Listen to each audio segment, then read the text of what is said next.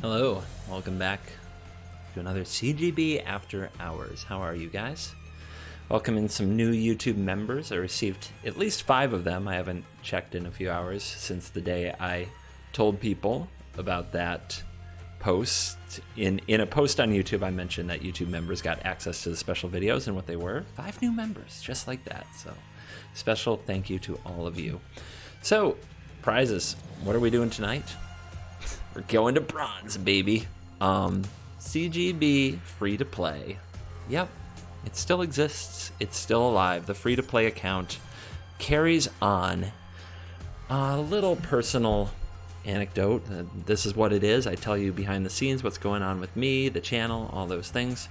I think one of the things that has caused me the most stress and just personal frustration is the free to play account and the things we did with that. I tried really hard to make it something people would really enjoy. I tried it as part of my original channel. Then I tried it as something that had to be unlocked by Patreon. That was okay. I tried it as its own channel. We had about 1,000 subscribers out of the 40,000-ish now that are on the main channel. That's 1 in 40 were interested enough in the content to subscribe to the other channel. And it's frustrating because when I ask people if they like free-to-play account, they love it, and yeah, they love free-to-play content. They love a lot of things about free-to-play, but they don't watch it. That's been one of the biggest problems I've had. I worked with a company, Esports Gold, who sponsored the channel. Love them very much. If they're listening, thank you. But we still just couldn't get meaningful traction on a free-to-play Magic Arena account, which maybe I'm doing it wrong. Maybe there's something up with the content, but it is something I care about because I think it's important. I think that a lot of us content creators don't experience the game the way that our viewers do, or even close. And going complete free-to-play is kind of a gimmick, and it's extreme as opposed to a budget account, but I think it helps prove the point. Still, it's kind of tough to stomach that it never really took off. So I'm going to continue it because I love it. I don't necessarily love the gameplay, but I love doing it. It helps me feel more connected. I don't like when people call me a whale or when people say I don't have problems because I'm sponsored. That kind of bothers me. I like to stay in touch with what's going on the ground floor of Magic Arena, like how a young person, like a young CGB, say 12 to 14 years old, might find the game. And so I want to keep doing it, but I can't do it on the main channel. It's not worth the views. It's been absolutely unsatisfying. We even tried advertising it on platforms like Twitter and Facebook, and it just hasn't worked. So you still get to come along for the ride and see me and my crafting and my ladder with this free-to-play nonsense. Well, one thing we're going to do for sure is re-roll our quest. And let's open some packs. I've got a little bit of a stash going here. We've also got a gold pile piling up because I still do my dailies. I just always try to save opening them for video, and I haven't been making many videos because, yeah. Because when would I air them and who would I show them to? Mythic Wildcard. I'll show them to you guys, the CGB fan club. Maybe some of you who are on a MTG Arena budget will find something in these videos helpful. Wicked Wolf is a nice open for sure. Anytime you hit a rare worth that is playable, you feel like you won the lottery. That's a lot of glass caskets in a row too. I think that's my 3rd Castle Vantress. Probably more of that than I really need. Worthy Knight.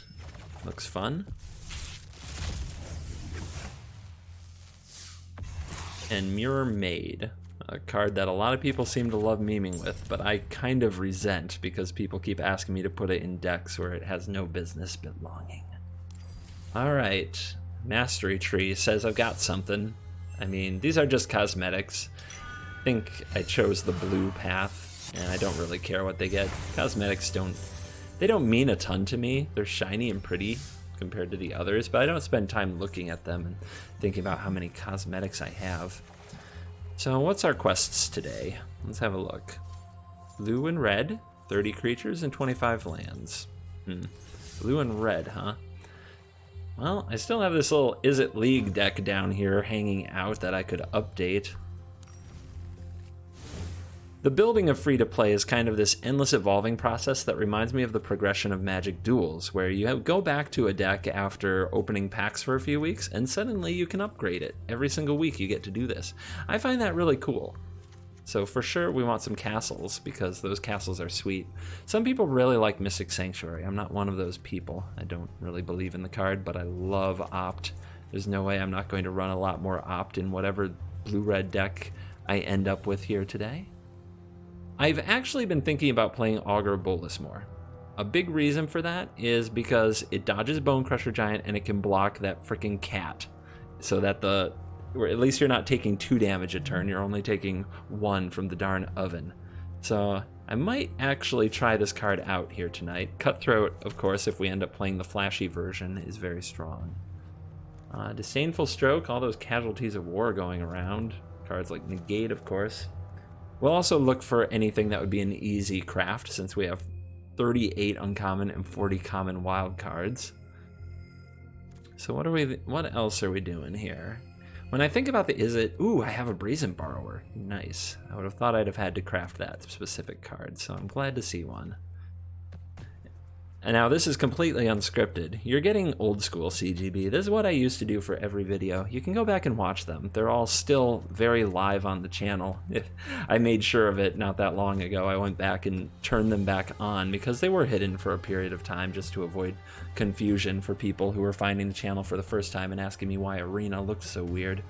But they're all live again, as we seem to have settled into a more steady growth. And yeah, I used to just sit down, no script, just play the games, build the deck right on screen, and some people miss that, I think. Most of you probably get why that's not the most feasible way to do Magic videos anymore. The expectations, of course, of the community are for very polished videos with very little downtime. But part of what's fun about these after hours videos is I can tell you guys about that stuff, maybe get some of it off my chest. Because, quite honestly, when I set out to be a content creator, I'm very, very happy that I get to do this. I have no regrets. But they didn't tell you all the things you'd have to do to make other people happy. And pretty often, ooh, another Temple of Epiphany, I get advice when I ask people's opinions on my polls, things along the lines of, just do what makes you happy. If you think that's what most content creators do, they may say that's what they do. Maybe some of them are actually lucky enough that that's exactly what they get to do, and they still get to have a nice channel that hits all the metrics and does all the nice things. You know, good for them. I wish them well. I'm not upset with compromises I've had to make to have this channel running in a good way, but this, the content is not without compromises, because God, if I just did what I want to do, I'd just sit down, hit record, and just put up whatever I say and whatever I do no matter what. But I've learned over time that that's not for everyone. Not everybody can handle the real me. Their expectations are a bit higher. So how many lands do you think we run with 4 Opt? I think we can definitely cut back on some of these enter the battlefield tapped lands, and we can run more Fabled Passage, which I crafted 3 of these for a Golgari Adventure deck that maybe I'll talk about sometime. But they can go in every deck, and they're a little bit better than Gates. So now let's look around for the cards that don't really fit. I think we can break up with cards like Electrostatic Field and Burning Prophet and move this deck in a better direction. I think Radical Idea falls under that. I don't know about Firemind's Research. This card it's a fun card. It may require a little more testing, and free-to-play is a good place to experiment with this stuff. The Dragonauts can definitely go. Light Up the Stage is out of its league. We don't want to be skewering critics here, because we can't count on Spectacle to do all the work. 1,000 Year Storm is a very fun card. I don't think I should be playing it. This is a bit of a big mana deck. Get up to bigger mana and then have outlets for it in some of these spells, plus some counter spells early. Maybe that means we're not a Cutthroat deck, as much as I kind of like the flash side of things. I also like Augur Bolas quite a bit for reasons I spelled out before, but we still have 8 cards to cut. We have 4 Shocks, 3 Bonecrusher Giant. I mean, how many Lava Coils do you think we need? And with all these counter spells, and not that much card draw, I don't think Finale of Promise is where it's at, especially without Arclight Phoenix in the deck. Mythic Rare, not going to have that one anytime soon. The Pyromancer is nice, but I don't have that many ways to just straight up draw an extra card. You can say Chemister's Insight and Opt, but I just don't think that lining that up is what I want to be doing. I also think that Thousand Year Storm has to hit the bench. Not quite there, although very, very fun card. I like all of these. I like Mass Manipulation a lot too. It might be a bit much though. It's a very, very, very expensive card. What else? I'm definitely keeping the Gadwick. I'm definitely keeping the Niv and the Chandra. Those are sort of my powerhouses. How many spells do we have? I think it's time to cut the Firemind's Research. It looked like I have a ton of spells, to be honest. These adventure creatures don't count as spells, which is a little bit awkward. Maybe Bonecrusher Giant is the take here, just because it's not a spell. But isn't it just better than Augur of Bolas in like almost every way? Maybe we go something like this, a 3-2 split. You never want too many Electromancers, and you also don't want too many Augurs, especially if they whiff. Let's have a look at our stats. 13 creatures, 21 instants, and 3 sorceries. That should be a pretty good amount of hits for the Augur. I think 2's about right, though. I also don't know if this is ever going to pay off, but we may need to copy some things along the way. We can definitely give it a try before we outright dispose of it. So yeah, here's the new Izzet League for tonight's quests. So one thing I want to do is get Quench instead of Negate, just because Quench can hit more things, and I'm worried about Negate, and Quench is a card that we could craft. But is it that much better than Negate? I don't think so.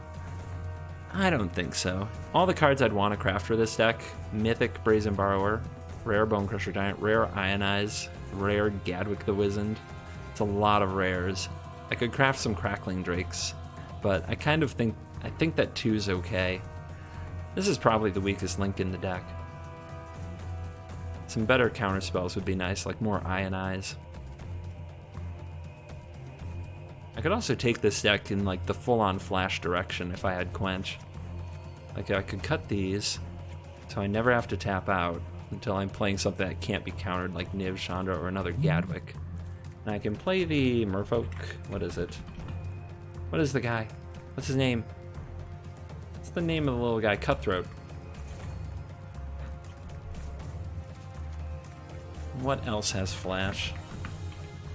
These sailors have flash. That could be fun. Vandal has flash, but I don't think it's quite what I'm looking for. And let's get some Quench. Or Sabotage. I think some hard counters. Nah, I like the 2-mana counters a lot better in this format. You just have to be ready. You just gotta start answering things right away. I can't believe I'm crafting Quench. But this is what I've become. This is free-to-play life. But I think Quench is definitely good enough, and for a common, that's not normal. Alright, let's go get him. We're gonna rank some games with Izzet League, win or lose. Probably get smashed by Fires of Invention. Probably get cat ovened immediately. Those are both very powerful engines. This deck does need the right kind of draw to get through it. Obviously, it's hard to burn out somebody with a cat oven combo running in perfect harmony. We're on the play though, so we're going to have counters up almost immediately. Let's get right to it. Unfortunately, this will enter the battlefield tapped, unless we draw an island.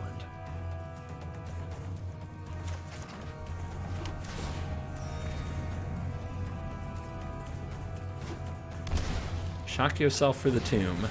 And things start on turn 1 in this format, don't they? Would love to negate that, but alas. Alright, looks like we get adventures. I have a lot of things ready for the adventure deck. Let's see what they want to do. My turn? Alright, let's just bounce this. Once bounced, it can't come back. It's a token. Tap land is a little sad. But I'm ready to quench your Lovestruck Beast if it comes to that. That's annoying. We might have to take 3 here.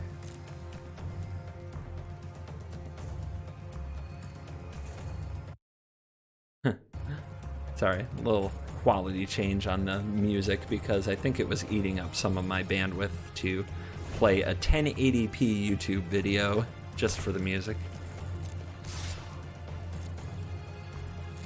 Take 3. Let's see if the opponent wants to act here with the Lovestruck Beast. We could let the Lovestruck Beast resolve and just plan to kill all 1/1s. Ooh.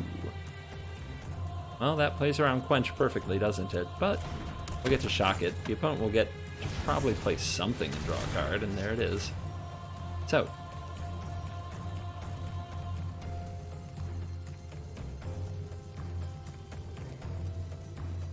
Trying to figure out whether it's better to use two mana here or 1. I think the answer is 2. So we've got to kill the Innkeeper. Opponent's had a perfect draw so far to sequence against our cards, by the way. But I think we'll be okay, especially if we draw a land. We didn't draw a land. Feels bad. But let's see if we can get them to commit more mana. Here's Order of the Midnight. That can meet this Negate. So that we're not doing any of that. Take 2. Okay, we got away with 1 there. The opponent's stuck on land as well. We'll see if they keep playing spells to keep pressure on me. Which I think they should. Just don't know how that's going to pan out. Another Innkeeper. So obnoxious. Playing around Quench perfectly and getting extra draws, let's not allow it. If the opponent has another Order of the Midnight, their 3rd one, and their 2nd Innkeeper, I'm not going to play around it anymore. Okay, good. We got through that turn. Another Paragon? For crying out loud. What a machine our opponent is. Kind of have to let that go because we need to hold up counter magic, but eventually that's not going to work for us anymore. And if we had drawn a land at any point, we'd be in such a better spot. But, yep, let's go ahead and Bone Crush this thing. And please draw this land. Alright, well, I'm going to try to find it. I'm sure we're both thinking the same thing, to be honest. Alright, well, we can play it tapped here because, you know what? We didn't want to pay 3 for anything anyway. But we're about to fall to 6. 6? So low. Here's a Lovestruck Beast. We can quench that, or we can kill the Order of the Midnight and try to keep all 1/1s off the field. We have 1 Bonecrusher Giant for the job. I don't like it. I don't think that's good enough. So we're going to quench. And go down to 6, but then next turn we should be able to Bone Crush and have Negate. I think we'll just get that done now. Passing the turn definitely gives away we have something, but maybe we just want to recast this Borrower. Maybe. Our opponent stayed in mana trouble this whole time. Okay. Just straight up 5/5. Alright, here's my Borrower. Can't negate that. Guess the opponent figured out it's Negate that we have. Well, let's start the clock in the other direction. We need it. Badly.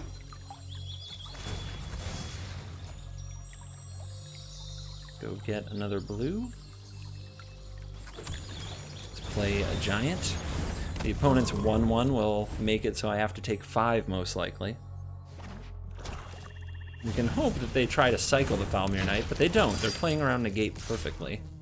Frickin' champions of magic here. I'll go to 1. Sucks, but what can you do? Jesus. This has not been a good game.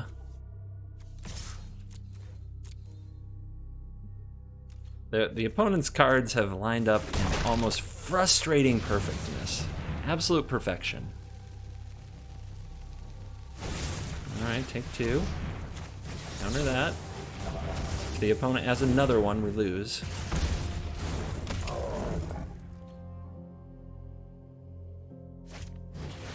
Yeah, that'll do it too.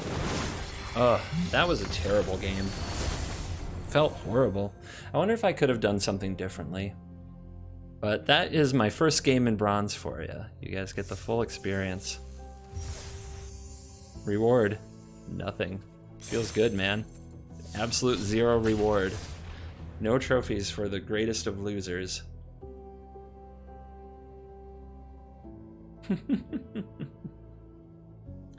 I guess I can talk about ladder. I should probably make this video for the main channel someday. I used to care a lot about rank. I both found getting to Mythic exciting and the number within Mythic exciting. It's gone. I did it, I don't know how many times, 5 or 6 times. I think my peak Mythic rank was 14 or 12. I don't even remember which anymore. And I just don't care anymore. The reset every month is way too much. Every month, like the first of every month, I don't even want to log in because I know I'm back to 0. And then the best solution I found for that feeling, quite honestly, is just not to even play it. Not to play it and not to care. I think they've got to do something better with ranked. I've been playing Shadowverse ranked a lot lately on my iPad, and it's very fun. I don't like losing. I never have really just enjoyed losing. I've always had a little bit of trouble processing that. But it just doesn't feel as bad in Shadowverse.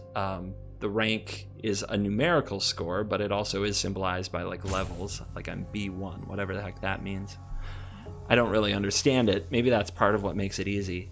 In Arena, it's just, you're just ticking back and forth, looking at these. I hate it. I want nothing to do with it anymore. I'd prefer never to engage with ranked.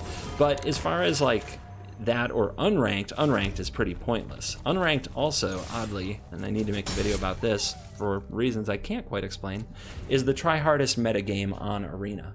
Every time I've kept track of wins of what I've played against, the meta that I play against in unranked is by far the most tryhard, the most net deck, the most stock, the most repetitive. And it doesn't feel like it should be that way.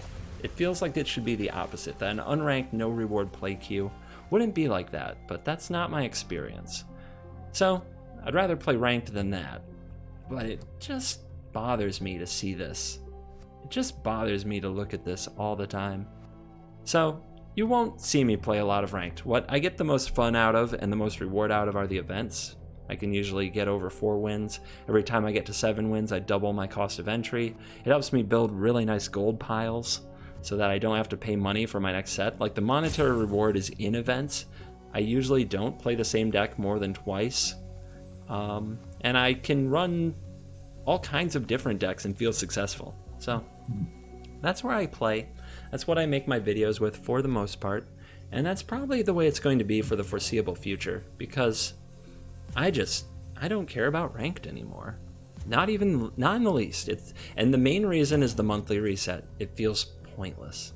It feels completely futile. Maybe some of you know how that feels. Maybe some of you have a completely different experience than I do. That's okay. Whatever you're taking away from it, I get it.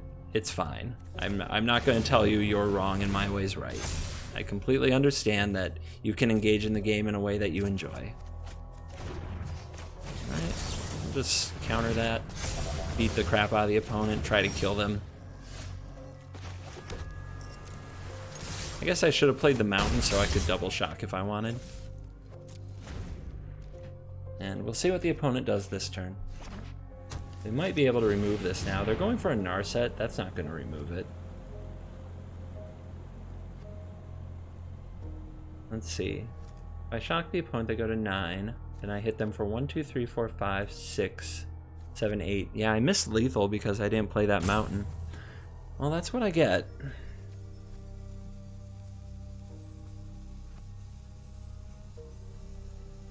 I think I'll just draw the card then instead if I'm going to miss lethal. Enjoy your Narset. Opponent finds a Chemister's Insight. That won't save them.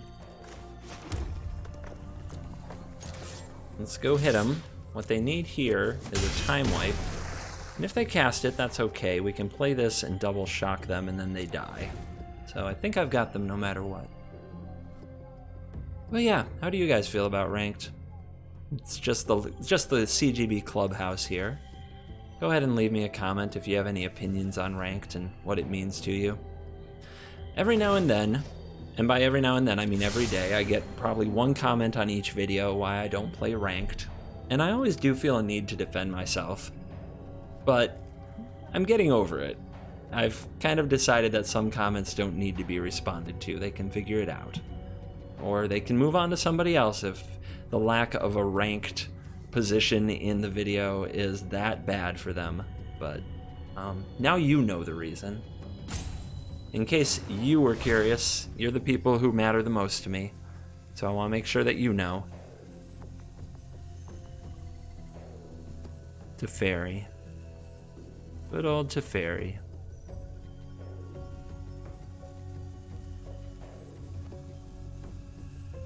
Don't think you can weasel out of it. Don't think so. So, in response to Teferi, we have to act, because Teferi will turn off our instant speed skills. So, we'll just get nice and violent about it, and see if the opponent can figure this out.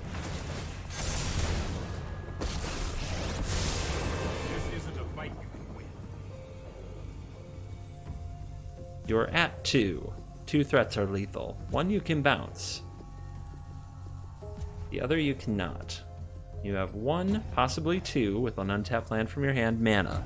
How do you solve the equation? I guess it's not going to matter if I stomp your face. No way out. That is the answer. Haha! We got points. I think we can go for 1 more before bed.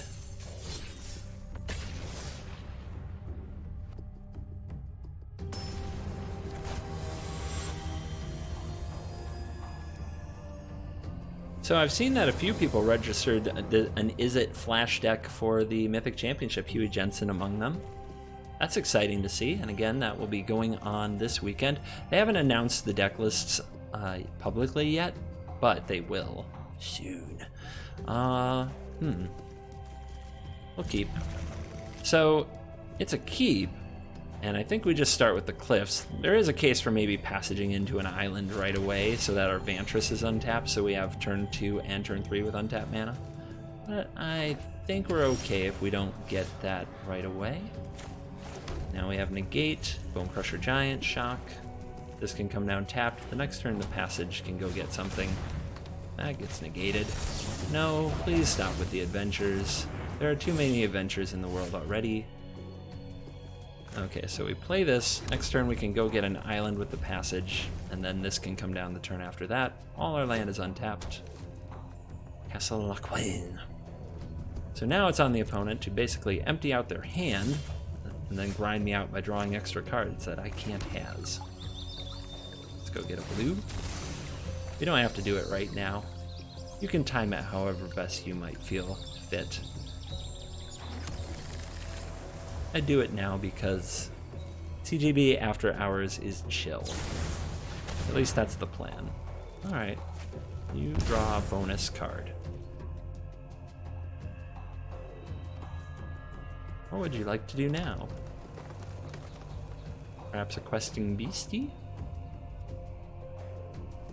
That would be a pretty annoying card to have to kill. That is not very annoying. That can be, but I don't think we have to deal with it right now since we can shock it away. We can get our Chemister's Insight cast this turn. And there's a Disdainful Stroke for a questing beast should one come along. Before the opponent untaps, let's go ahead and use a Bonecrusher Giant. This way we know that this trigger resolves, and our Bonecrusher Giant safely goes to Adventure Zone, as opposed to potentially, if the opponent had some way to sacrifice or kill their creature in response, we don't get to keep the Bonecrusher Giant. You never know what you'll run into out here. I was going to say Pitiless Plunder, it rotated, but you never know what you'll run into in the arena. People play weird stuff.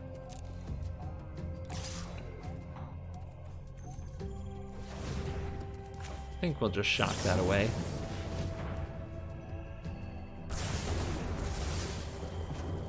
Just stay alive, keep the life total high. Yeah, like I said, people play weird stuff. It's an adventure creature that taps for a mana of any color as a 2/3. Opponent playing around Quench like a boss. I think we can be a little greedy with the land. We'll draw more. Right, right. Another Chemister's Insight is what we'd love to cast, so we'll play that, say go. Rather than running out the Giant and leaving just 2 mana open, I want a chance to Chemisters.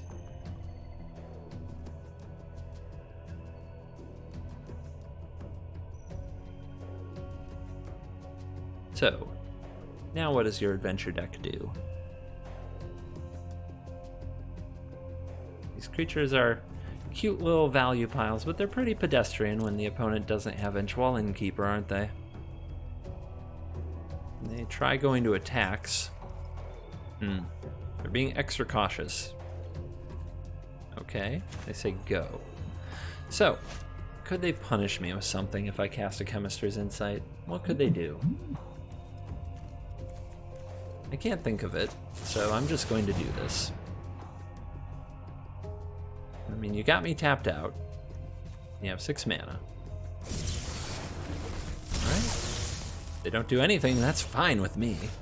Perfectly fine. I think we can safely commit a Bonecrusher Giant now. This is what you want your opponent targeting with their Murderous Rider because it costs them 4 life because of the trigger on the Bonecrusher Giant.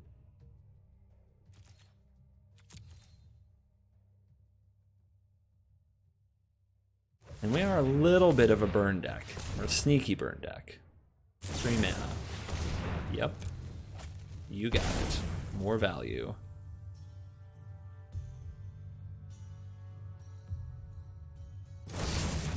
And there's the life. So, I could quench this. I may as well. Might force the opponent to do it again after all.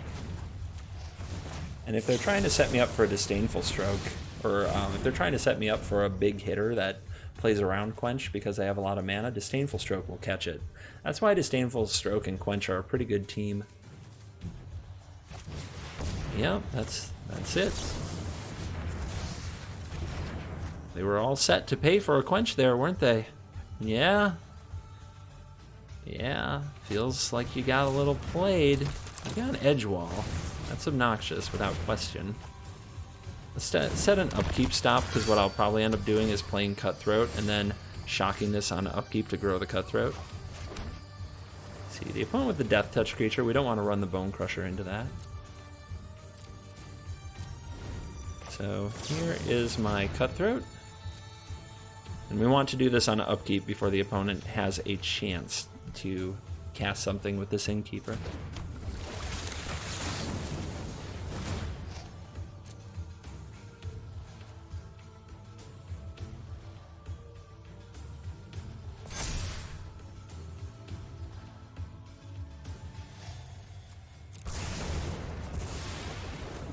Yep, get it dead. Got to get it dead. Card is a problem.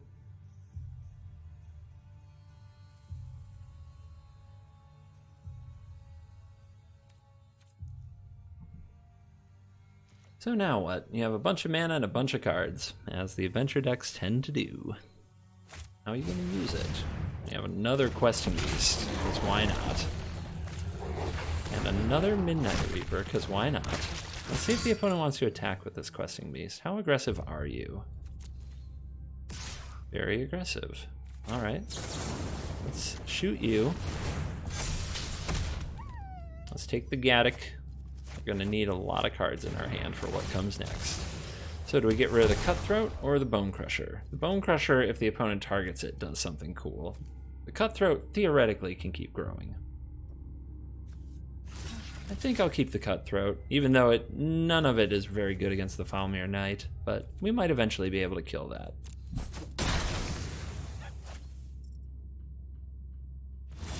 Alright, let's go get a mountain, I suppose. And we could try to get 4 damage in here by drawing an Opt or a Shock. I guess we do have a lot of 1-mana plays. That would definitely be worth 4 damage. Because we're drawing 5 cards. Let's go for it.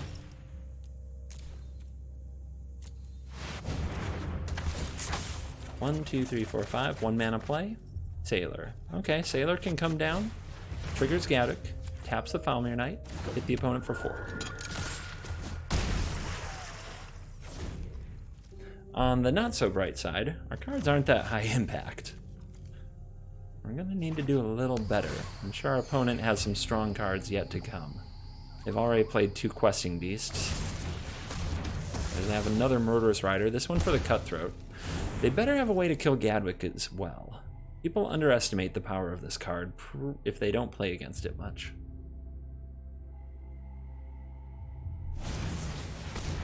Okay, you're down to 9.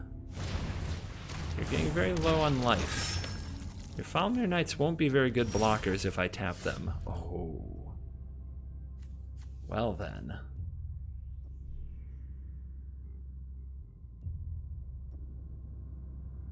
I think we should work on the opponent's life total and put them at risk of dying. Life is kind of a tough resource for green-black. They can go forever, but when they have to pay life with their Midnight Reapers and their Murderous Riders and their Falmir Knights, if you cut their life total down, they can get into trouble. So I think the best way to do that... I could just play both sides of Brazen Borrower. That leaves me 4 mana. I think I like that a lot. So, Petty Theft. Let's bounce your Acolyte. Tap your Knight. Don't really want to bounce the Knight. Very easy to replay it. Actually, I am going to go in for an Insight here. I think we can safely discard Quench at this stage of the game. I don't think it's very good. Tap here, draw 2. Got a Lava Coil. Send the opponent all the way down to 5 little lives. Say go. We have Negate, and we have Brazen Borrower, and we have a flashback Chemister's Insight. So we have a lot of options to use our Gadwick the Wizened. Wizened. It's actually Wizened. And don't try to tell me otherwise. I refuse to accept your reality. Look it up. Somebody in my Twitch chat looked it up, and they're never wrong. Never. Nah. I think that's a good spot for Negate.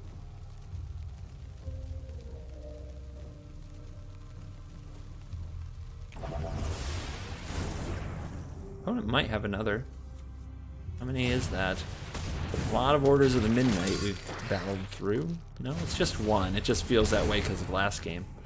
Alright, and the opponent just scoops it up, despite still having 8 life. We overpowered their Golgari adventure. Well, that'll do it for tonight's CGB After Hours. I hope you enjoyed it. Hope you enjoyed me unloading a little bit of my kind of some behind the scenes, what goes through my head with regards to free-to-play and with regards to the ranked ladder. Love to hear your thoughts about any of those. If you disagree with me, just try to tell me why, though, because the biggest response to comments that I have to leave pretty often is why ? Because I want to know, but I want to know why. I want to try to understand. All right. Thank you for watching tonight's After Hours video. And as always, I'll see you in the next video. Goodbye.